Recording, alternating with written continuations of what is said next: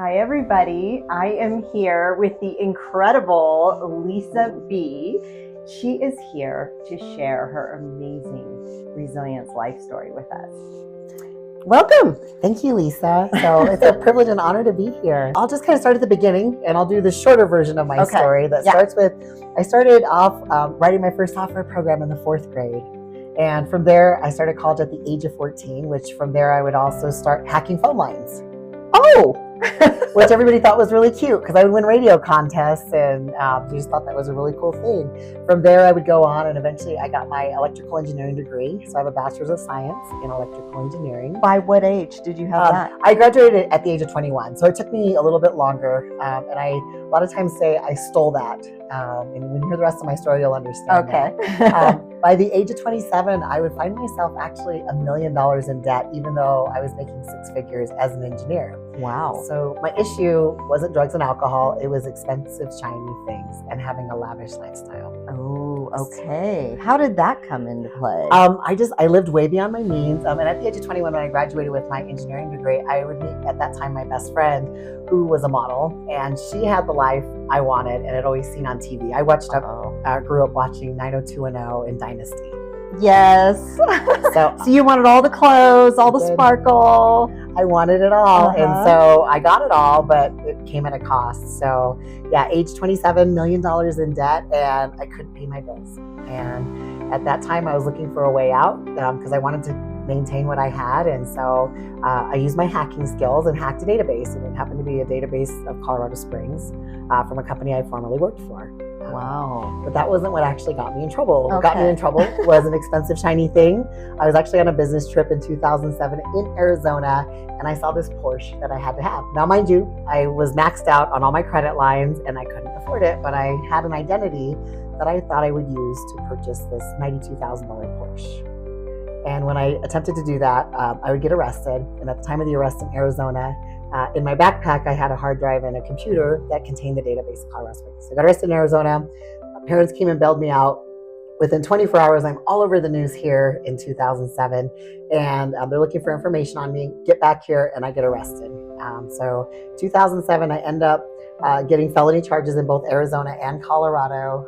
Lose my professional career as an engineer, all my security clearances, and my life at that time, it was just done professionally and didn't know what to do. So I ended up spending 30 days in jail in Arizona in June of 2007. And in Colorado Springs, I ended up with just probation because I hadn't actually done anything except theft of information and what I could have done with the identities. And so, but no, at that time, no longer employable anywhere. I couldn't even do my community service. Wow. It was rough. So my parents were super supportive, encouraged me to go do something. So I started playing tennis and golf to get out of the house. And so they supported that. Wait, hold on. I need to pause you there. Sure. What was the experience like in jail? Oh boy. So that was interesting. So because you're a lavish lifestyle, total brainiac woman, and you're in jail.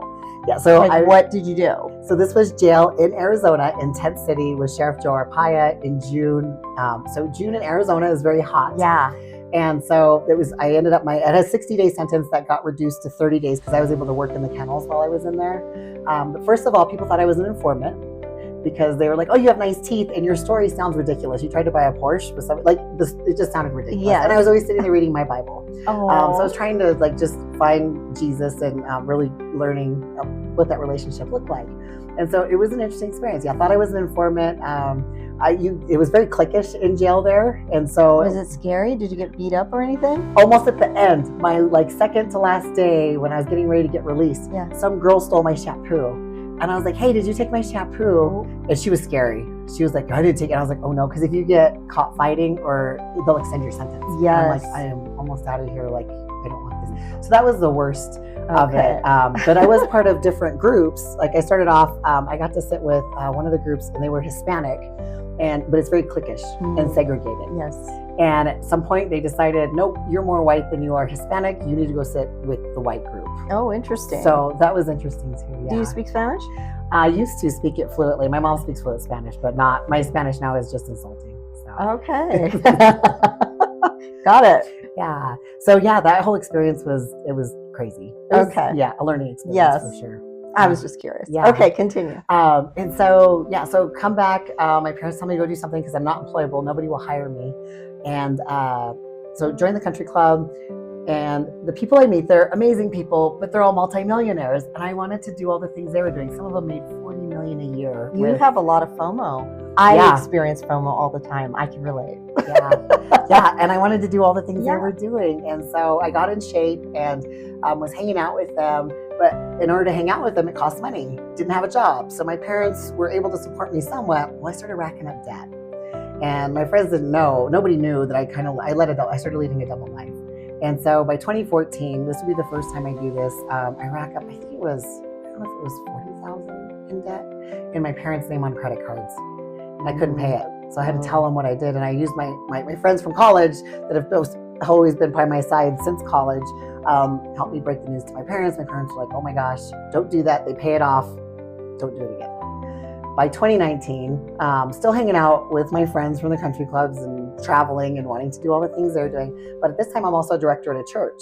So slowly, God has been helping me build my relationship with Him, and I'm being entrusted with jobs and love it. So I started off as an admin at the church, and then I become a director in children's ministry and love it. Aww. I get my own green screen room that I build and start doing filming and writing scripts with the pastor and working with the junior team, and loved it. But again, leading a double life, and you can't serve two masters. No. So still spending money, hanging out over here, getting to co-lead services on Wednesday and Saturday nights at church and loving it, but very split. And my split's getting worse and worse. Were you speaking at the church, like pastoring or more worship leading or what? So it was kids church. So I got to lead services. So I would get to work with our team, and sometimes I would actually teach the sermons for the kids. Oh, cool. Or like I said, work with the pastor, the children's pastor, and we would actually film entire series to parallel our lead pastors. It was amazing. So I got to do editing. Cool. I taught myself how to do a lot of stuff, and it was cool. Yeah.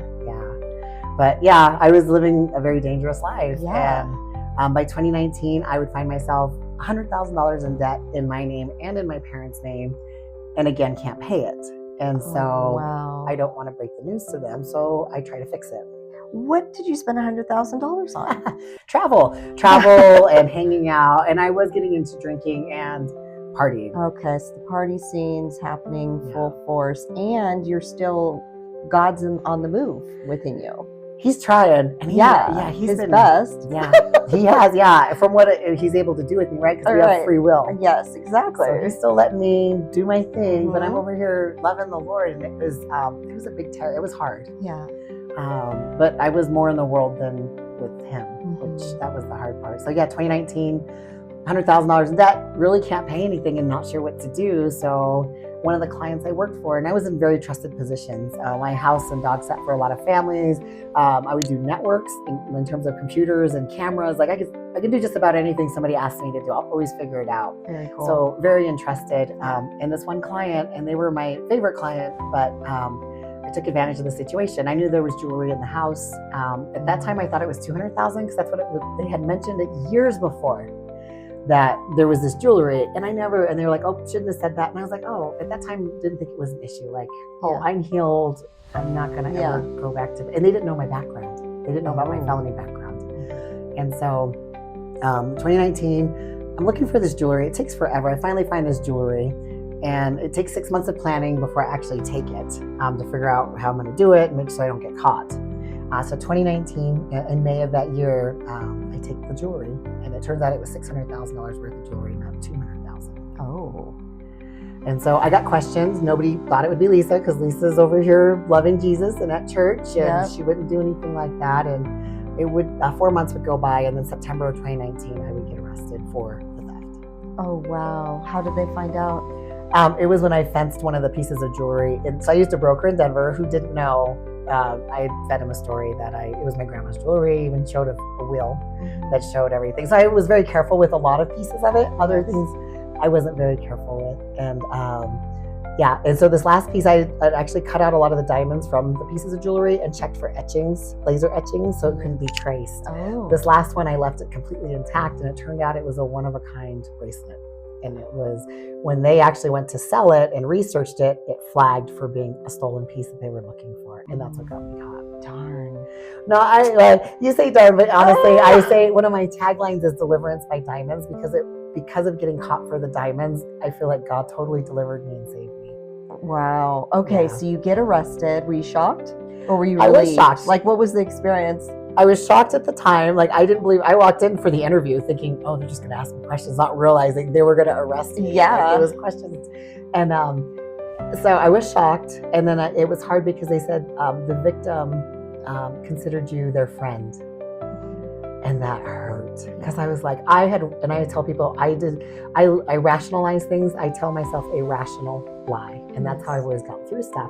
So I worked for them. It wasn't going to hurt them. The insurance would cover it. I was able to justify all of my actions. But that was probably one of the hardest things is when the sergeant told me that they considered me their friend. And I was like, yeah, that hurts. Have you asked them for forgiveness?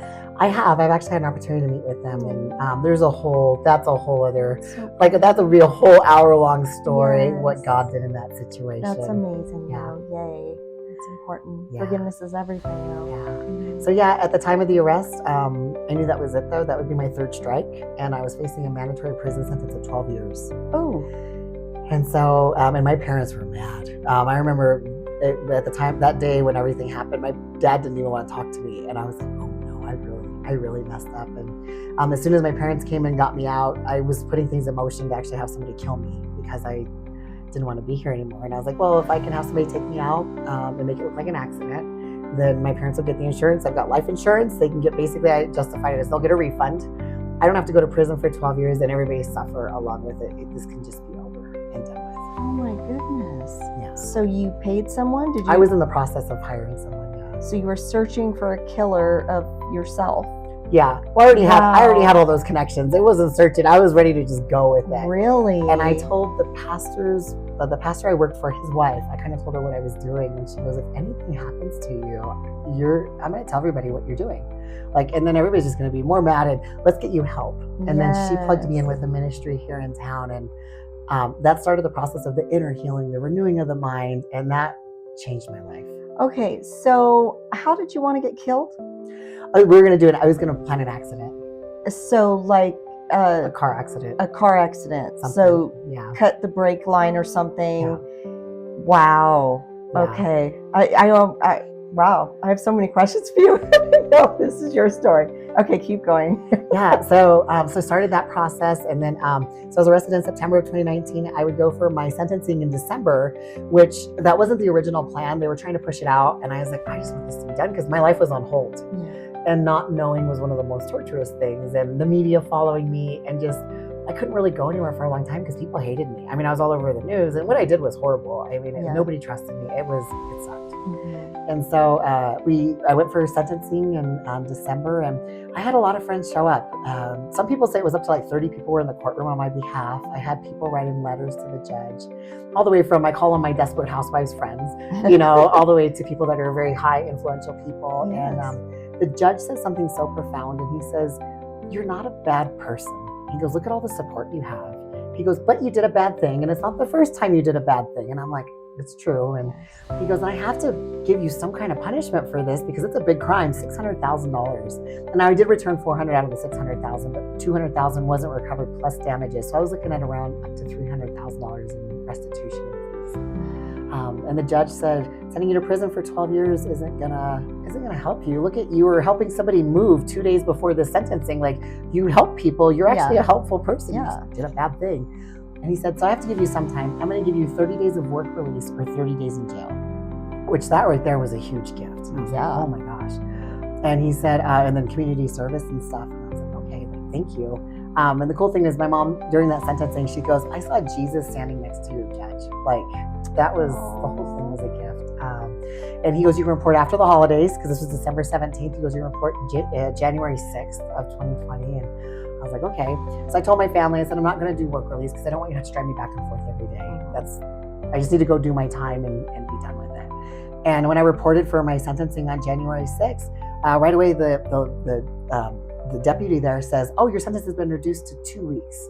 What? I'm like, another gift. Wow. And they were so nice to me.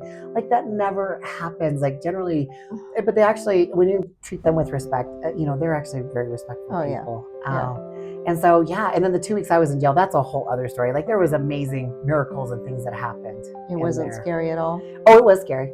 Okay. I made friends with 2 of the ladies and I called them my bodyguards. And I was like, I will give you all my food. Just keep me from getting beat up while I'm in here the next couple of weeks. And they called me Little Jesus, which I'm like, I don't know that Jesus would be happy with you calling me that, but that's okay. But just, it was miracle upon miracle in jail. It was, I don't recommend jail, but there was a lot of blessings and things that happened that God used it for. So. Wow. So what are you doing now? So fast forward, went through a lot of inner healing and deliverance, got a lot of healing. Eventually I got to volunteer with that ministry and then got put on staff with that ministry. And every time I worked with clients, I got more healing. And then at some point, I believe it was February of 2023, God released me from that ministry. And that was when I started writing my book. I got in with a Christian publishing company and met some amazing people. I met one of my mentors. I call him my $100 million mentor. He started helping me with stuff. Wait, what book? What's the name of it? Is it fiction, nonfiction? It's going to be nonfiction because it's my story. Okay. And I believe it's going to be called Hack Your Healing, a guidebook for inner healing and deliverance. Aww. So it's been in rewrites. I've been editing and doing a lot because part of what God did with me is that after I went through and I joined an entrepreneurial program, which I believe is how I got connected with you and a lot of other amazing people here in town. God gave me my own company, which it's called Fit to Exist. So I have my own commercial gym, a training center like a classroom, and an office where I work with clients one-on-one, and I do ministry events like once a month where I had a group of women this past Monday come in and we broke soul ties. And it's things I want to do because God said, I'll give you the space, now go help people. Wow. And so I've been doing a lot of that and absolutely love it. So when is your book going to be ready, do you think? I finished it. We finished some of the editing last month. I'm hoping in the next 2 months, I'll be through final edits. Oh, what I was going with that is I actually get to volunteer now twice a week with Youth for Christ at 2 of the youth detention centers here in town. So I work with youth and I get to do ministry. That opened up the door at one of the facilities. They said, would you be willing to do a fitness program? So now I go in twice a week to one of the facilities here and I spend about 5 to 6 hours in this facility. Tuesdays I go in and I work with the youth, they call pods. So there's 10 youth in each pod, or about 10 to 15. And then whoever wants to do my workout, on Tuesdays, I put them through a workout. And then Thursdays I go back and I put them through a challenge based on that workout. And I take protein shakes, Gatorades, and Takis, which I'm not a fan of Takis, but that's the only way some of them will work out. Yeah. And so that opened up that door to do that. So between the ministry and the fitness, my book has been in rewrites because I believe it was a God thing, because there's content, there was things I took out of there that didn't need to be in there. Because one of my goals is to actually give my book to the youth to help them. So they can hear my story, but also see what healing I went through that might be able to help them. Yes, I love that. Be careful who you surround yourself with. Be intentional. I am a big fan of what I call your personal board of directors. Those are the 5 people that you spend the most time with. And so I'm very intentional with my board of directors. I have 5 people that help me level up and have helped me get to where I am today. Because you become the sum of your 5 closest friends. Back in the day when I was hanging out with 5 criminals, I became the 6th criminal, right? And so who you surround yourself with is who you become. What else is your big goals coming up within the next 5 years? Oh man, because I know Lisa B has big dreams. Yeah, absolutely. So I've actually gotten to partner with my friends, which is so cool, and create some teams. So right now we have a retreat. So we call them Life Reimagined. Awesome. And so they're for entrepreneurs, and they're like a 1.5 day retreat to just help fire you up. And I love those. And I've also gotten to partner with another one. I think you know Chantel Bridges. Oh yes, and love her. She helps me. We do a faith-based version. So that one we're imparting, and it's just, and that's Holy Spirit filled. And those are amazing time with women and helping to empower them. So I'm working on, I love the retreats. I want to actually start to build those out for youth, because what my heart is actually, I'm launching a nonprofit to work with the youth once they get out of the detention centers, because if I didn't have all the people helping me, I wouldn't be where I'm at. I mean, to be within 6 years after facing a 12-year prison sentence, to having my own company, launching retreats, speaking on stages, writing a book, working on a movie and a series, like that wouldn't be possible without a support system. Exactly. That's incredible. Lisa, I'm so proud of you and all that you've evolved into. Oh my gosh. So do you have any other nuggets of wisdom that you would like to share during this interview? Man, I would just say every day you have the ability to make the rest of your life the best of your life. You could start right now at this moment, but be intentional and go after the things that, dream big. I just met somebody that says, you know what, dream the impossible and go after it, because you don't want to be sitting there one day saying, I wish I would have done this. If I would have let my felony convictions and that label limit me, I wouldn't be where I'm at. I would be stuck. I'd be doing nothing. But instead I said, you know what, I am more than that. And that was an event. So I also would like to tell you, things happen in our lives. Those are events. They're not our identity. So walk in what your true identity is, and the sky truly is the limit. Yes, walking in your true identity. I love that. Lisa B, everybody. You've heard it here on My Resilience Revealed with Lisa Sinnott. Thank you so much, Lisa. Thank you for having me.